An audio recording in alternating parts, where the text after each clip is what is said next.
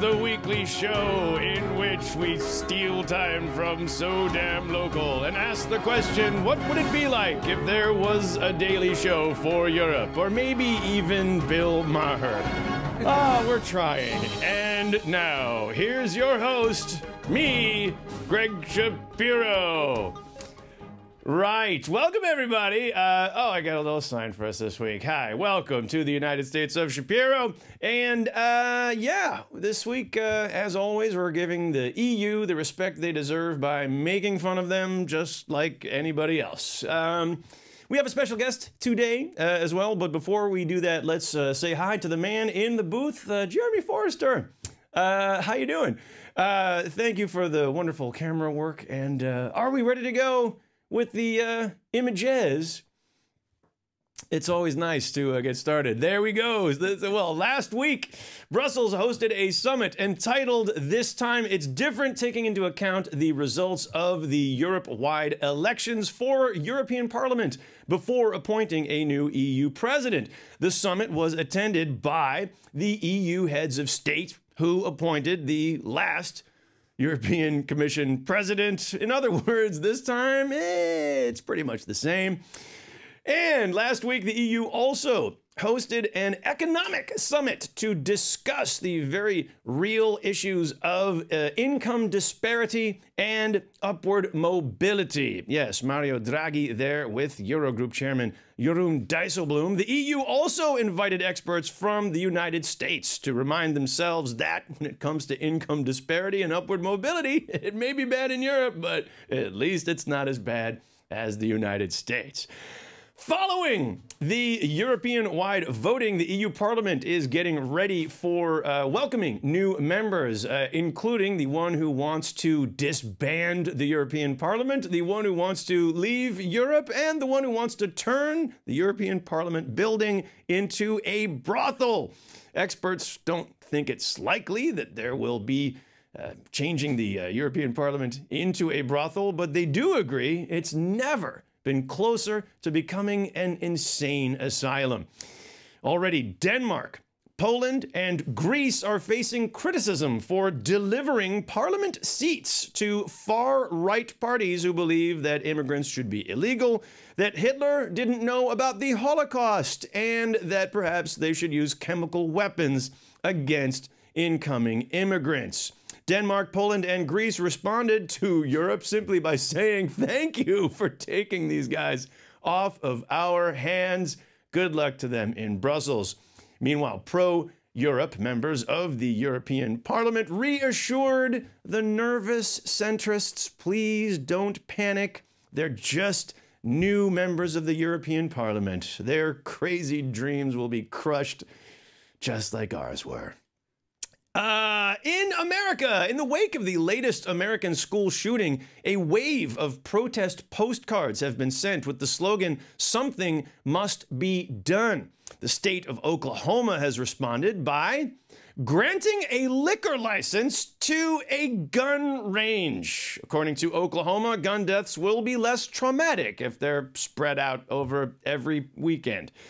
And Europe was watching closely as President Obama unveiled an ambitious new carbon plan through the EPA to curb emissions of carbon CO2. The president admitted that a plan to limit carbon may indeed be costly, but the alternative is to remain dependent upon oil from the Middle East. In essence, it's better to have a carbon plan than a car bomb plan.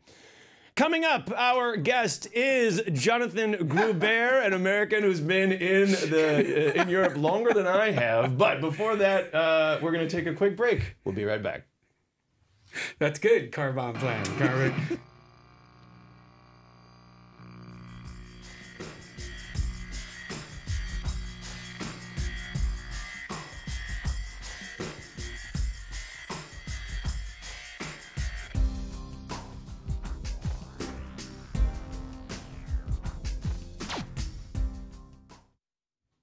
And we're back. Hi, as promised, I have a guest in the studio.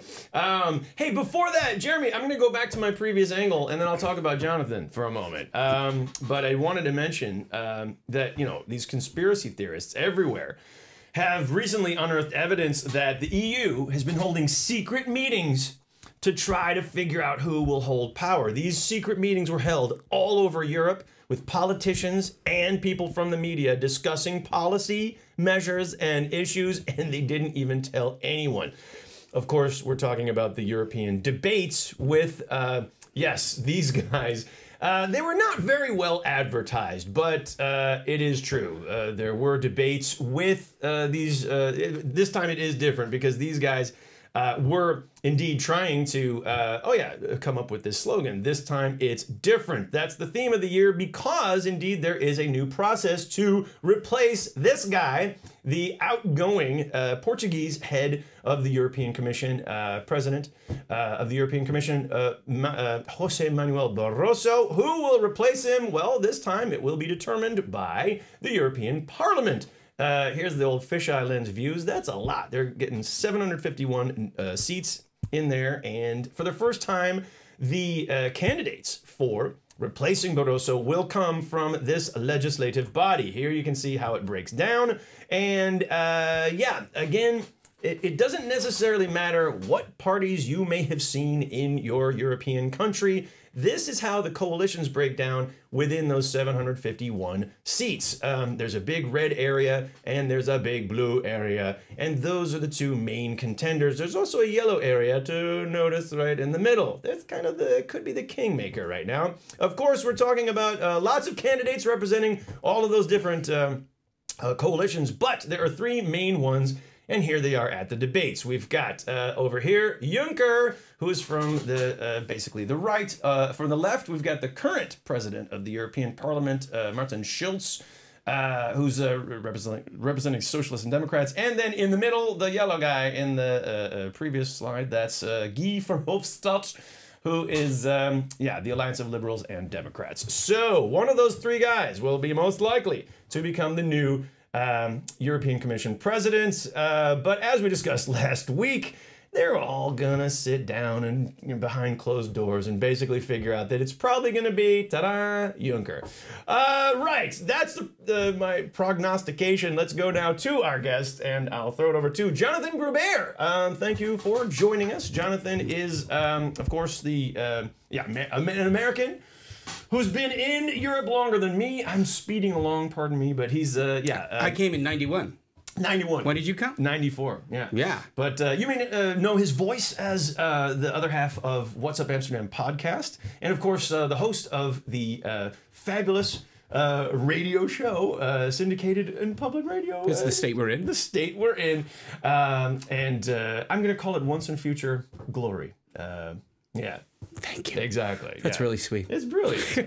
But anyway, no, we were talking about how much Europe has changed in the times since we've been here. You know, what's amazing to me was when I first got here in the 90s, this whole European experiment was really in full bloom, and people were enthusiastic. There was a newspaper called The European. Really? They were negotiating the Maastricht Treaty. Yeah. They were expanding 92. European power all over the place. Yeah. People were talking about Europe becoming like the United States of Europe. And there was some pushback, but not that much. People were excited about the idea. And the Netherlands was one of the most enthusiastic participants in the entire operation. 1992, the Treaty of Maastricht, which laid the blueprint for a lot of the structures that we see. I mean, that's right. I can imagine Maastricht is in the Netherlands. They were happy. They were proud to be. Yeah. And now, since 9/11, and 9/11 is this huge turning point for so many things. Yeah. You could really point your finger there. You know, we've starting to see the European Union coming apart a little bit. Yeah. People saying that there's overreach, that there's undemocratic, basically every bad thing that you could think about the European Union. Yeah. People are now taking a moment to blame it. Even parties on the left are starting to beat the European Union around a little bit. And you can see that this thing is fraying around the edges. So when we talked about this last election and the far right winning, this was an expression of, let's be honest, these things make it into like dissatisfaction about the European Union. This is about this dissatisfaction generally, what's happening locally, but all local politics is right? International politics is local. It's always local in the end. Yeah. And, right? Yeah. Well, but now you mentioned, the far right winning. And yet, that's what I've been noticing. Like the Prime Minister of France has said that, it's an earthquake and we need to respond. And already we're seeing in terms of local or domestic politics, you've got Cameron who's, let's crack down on some immigrants. Or France is also, I guess we have to change our policies. They got to co-opt the right. Otherwise they'll lose to the right. Let's not forget two things. First of all, it was a record low turnout. It was not necessarily a landslide earthquake mandate. It was like a pretty small amount, and it was not just far right parties. There were also some far left parties. The percentages were in the teens. Yeah. In the majority of countries that voted in the European Union. Right. The Netherlands held out around 35%. That's right. So this was voters. What is the big news about this? Is that it didn't go down further than it had gone down in the past. That was indeed. And this time it's different. It's a triumph. Yeah. So basically, this was an earthquake to the right on the part of people who bothered to vote. Yeah, there you go. But now, okay, you mentioned the far-right parties. I teased them already a little bit, but this uncomfortable factor of some of these far-right politicians who will be entering the European Parliament. I mean, one of whom from Germany, who describes himself as a neo-fascist. Right. The Polish guy who wants to turn. Who said that Hitler did not know about the Holocaust? I mean, you mentioned this as well the other day too. The Golden Dawn guys in Greece. The Golden Dawn, Don't forget those guys. Disturbing. Don't forget the Hungarian. Really, those guys, the Hungarian party. Those guys are extreme far right. Yeah. Oh, this is the other guy I was talking about. He's very handsome. Yeah, I'll put this on a link later. But this is a Czech Republic, a Czech guy, Adam Bartos, and very natty-looking fellow. Don't you like his bow tie? But his he glasses? He's keeping a regular tally of Jews in power, and he came up with like a political ad of a snake crawling out behind the EU flag, and it's not cool. So I mean, this is not unexpected because we're in the middle of a very great recession right now. Or is it repression? Did I just almost say repression? Yeah. Oh, you caught me.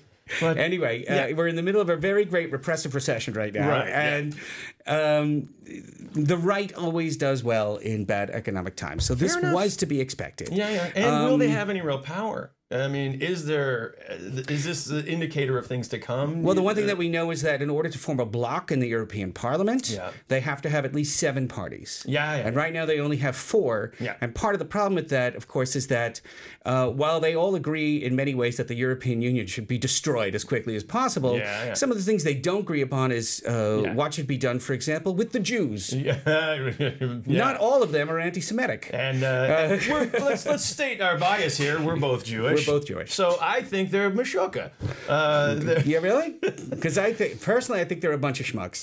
Okay, sure. But either way you put it, I mean, you got to say they're trying to get a 7-party coalition among these far-right parties to get at least a little more power in European Parliament. They're not even having luck doing that because they can't agree on enough of the basics. You get Wilders from Netherlands, who's sitting with Marine Le Pen from France, and Farage. And getting some pushback because Wilders is pro-Israel, always has been staunchly pro-Israel. And of course, the people from the Front National in France, they are not. No, not so crazy about that. Basically, a lot of the people who support Israel here in the Netherlands are giving, and vote Wilders, are giving him a lot of trouble. For even talking to the it's going to be an uneasy relationship. And, well, who knows if they'll have a block. We'll keep our eye on that. But it looks like so far not. And to wrap it up and talk more about the G7 summit coming up this week, we'll be right back after this.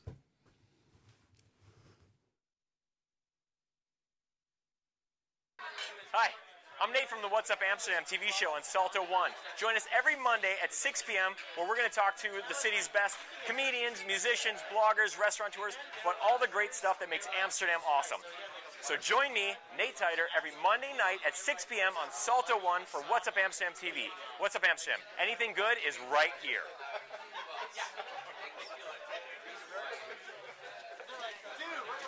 Ah, shit, my burgers! That's Nate, right? I was just on the What's Up Amsterdam show with Nate Tider yesterday. God, I love him. You haven't seen that before? I haven't seen it before, no, and I work with Nate every week because we make a show together. That's his backyard. Oh my gosh, that's so funny. I was at that party. I was sitting right behind him while he was barbecuing there. God bless him. He's a secret. He'll just whip out a video. Well, you know, I thought you were grilling. He's brilliant. Anyway, as promised, we wanted to talk about the G7 summit coming up this week and a little bit of the, that's the ECB in the background. But the G7 summit is happening in Brussels this week. What else can I talk about? Because the European Central Bank, that thing's in Frankfurt, man. It is. It's in Frankfurt. That was a poor choice. I know. That's my bad. Anyway, we'll talk more to Jonathan. But I mean, okay, the economy, like you said, if the economy is not improving in Europe, then we have, you know, some difficult political times ahead. Do you see the European economy saving the U.S.? Is the U.S. going to save any... You know, if you'd asked me this a week ago, I would have said, oh, the U.S. is going to pull ahead because they chose a completely different route, right? They were going to spend their way out of this recession. Yeah. It appeared to be working. Europe was cutting its way out of this recession. It appeared to not be working. Yeah. And the American economy was pulling ahead. Yeah. And then what happened? It shrank last month. Yeah. The American economy. It did. It looks like the U.S. entered the year in recession. That's right. So what's happening here in Europe? I think, believe it or not, this is the weirdest recession ever. Yeah. It has been completely unpredictable. Double dip, triple dip, whatever you want to call it. I am not going to, you know, stick my neck out on any of these things at this point because I really don't know anymore. Well, hopefully, and I think nobody knows. And frankly, anybody who says they do know is lying. Oh. You know? Nah, I was liar. I mean, we've also said that if we're not careful, that the U.S. is turning into a banana republic. That, I mean, the corporate interests are kind of strangling the political process. Is that happening in the EU from what you've seen? Certainly not in the same way. No. I mean, the worst that can be said about the EU at that point is that you're not... I mean, the United States appears to be an oligarchy in progress. Yeah. Right? And the Supreme Court has made that easier and easier by allowing more and more money to be poured into the political process. Mm-hmm. I mean, they've just made another recent decision which basically took the brakes off on almost all kinds of giving. Yeah. And so you are seeing, in fact, much more money pouring into the American political process through these oligarchs, these rich billionaires. At least some people care. On both sides, right? Because the Democrats are going to have to do it too. Of course, and you're seeing special interest happening, Sure. While there's a tremendous amount of lobbying going on in Brussels and there is a lot of money being thrown around, the laws here are much clearer, the brakes are on, the disclosure laws aren't what they should be. There's not enough transparency. That's right. Some have said, and indeed, well, this new trade partnership, the TTIP, whatever, the Transatlantic Trade and Investment Partnership, is that going to go through? Is that just going to be a huge canard, if you will, for a duck? That means duck. A huge gift for big business, and but that's what they're going to be discussing this week at the G7. And also today, talking about stimulus, hopefully the European Central Bank, which we showed just a minute ago. We showed you a picture of that. Is, Mario Draghi, European Central Bank president, is going to decide to give some more stimulus. Maybe not buying back but making it easier to lend. So anyway, there's more to talk about, clearly, and you'll stick around in Europe to find out if we've been properly stimulated. Yes. Well, thank you, Jonathan Groubert, for joining us on the show. Before I go, I get to talk about my show in Amsterdam in the MC Theater on the 12th of June. It's Super Burger. That's my solo show, last one of the season, to help me celebrate 20 years in Amsterdam. That's it for the United States of Europe. Thank you to Jonathan Groubert, and see you next week. Bye.